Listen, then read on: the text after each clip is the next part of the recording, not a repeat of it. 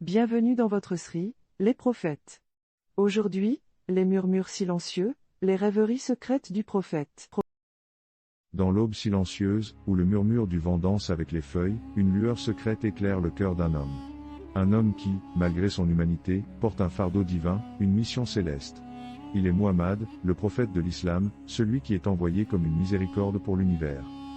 Nous sommes au 7e siècle, à Médine, une ville qui, malgré sa petite taille, est le centre d'un réveil spirituel sans précédent. Muhammad, le dernier des prophètes, vit ici, guidant son peuple vers la lumière de la vérité divine. Cette période est un moment charnière de l'histoire, une époque où chaque parole du prophète, chaque action, chaque pensée, a le pouvoir de façonner l'avenir de l'humanité. Le prophète Muhammad, malgré la lourdeur de sa mission, trouve souvent le temps de s'isoler loin de la foule, pour méditer et prier. C'est lors de ces moments de solitude que des rêveries secrètes viennent visiter son cœur. Enveloppé dans le manteau de la nuit, le prophète s'éveille à des visions, des songes qui sont comme des clés ouvrant les portes de la sagesse et de la compréhension. Un soir, alors que le ciel est parsemé d'étoiles, le prophète s'éloigne de sa demeure, s'assoit sous un palmier et se plonge dans une méditation profonde.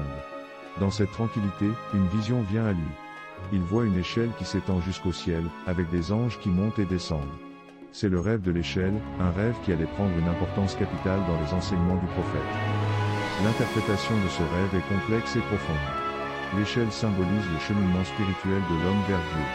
Les anges qui montent et descendent représentent les actions vertueuses qui nous élèvent et les péchés qui nous rabaissent. Le prophète, en partageant ce rêve avec ses compagnons, leur a enseigné que notre relation avec Dieu est un voyage constant, une montée vers la pureté et la piété. Cet épisode nous livre une leçon spirituelle importante. Il nous rappelle que notre vie sur cette terre est une épreuve, une ascension constante vers la proximité divine. Chaque action que nous entreprenons, chaque parole que nous prononçons, chaque pensée qui traverse notre esprit, est un pas sur cette échelle spirituelle. Nous devons donc veiller à ce que nos actions soient bonnes, nos paroles véridiques et nos pensées pures. Le prophète Muhammad, à travers ses rêveries secrètes, nous a laissé un héritage de sagesse et de compréhension. Il nous a montré que le chemin vers Dieu n'est pas un chemin facile.